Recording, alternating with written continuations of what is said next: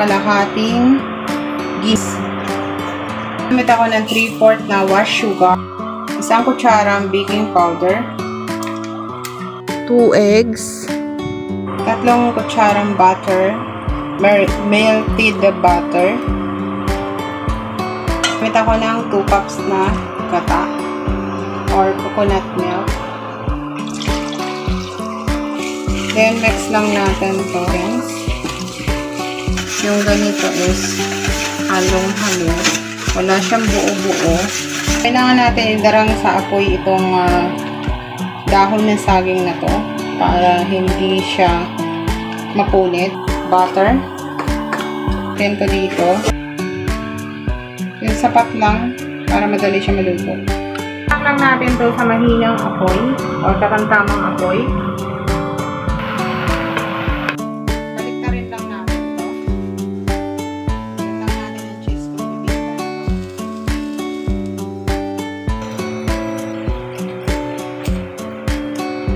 Already done na yung bibingka natin sa kawali, guys. Perfect for... You can try this, guys. Madali lang siyang gawin.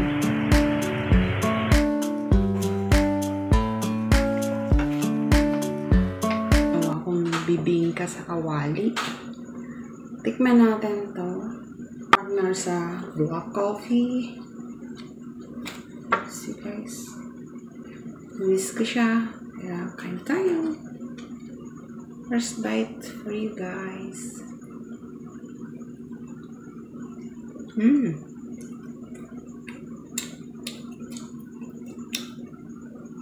Tama lang yung kanyang sugar. Hindi siya ganun katamis. Dip natin sa cheese. Yummy. Perfect. The texture is so good. Fluffy.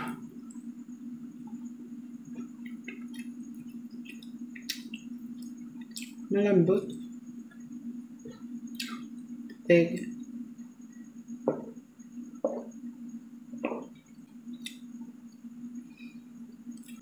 Masarap niya.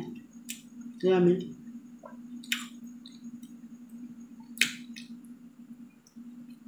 Thank you guys for watching. Please subscribe to my YouTube channel and follow my Facebook page.